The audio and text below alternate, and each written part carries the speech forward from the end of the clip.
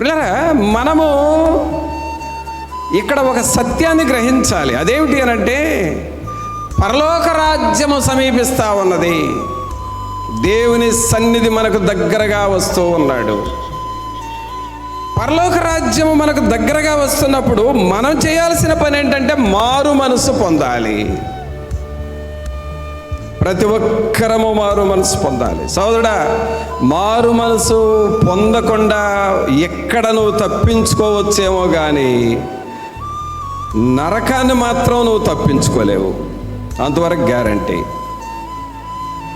ఒకవేళ ఇక్కడ నీకు బ్రతిమలాడి చెబుతుంటే ఎక్కకపోవచ్చు. రక్షణ పొందండి అయ్యా, ఈ అవకాశాన్ని వాడుకోండి అని అంటే ఇప్పుడు కాదులే అని వాయిదాలు వేయచ్చు. మొన్న యూత్ రిట్రీట్లో అక్కడ మన సహోదరులు చెబుతా ఉన్నారు, 8th క్లాస్ చదువుతున్న బాబు అంట, 8th క్లాస్. ఆ బాబుకి హార్ట్ అటాక్ వచ్చింది. హార్ట్ అటాక్ వచ్చిన తర్వాత ట్రీట్మెంట్ ఇచ్చే టైం లేదు, చనిపోయాడు. ఎవరొస్తున్నారా, ఎవరాళ్ళారా, గ్రహించండి. నీ జీవితానికి ఒక అర్థం అన్నది,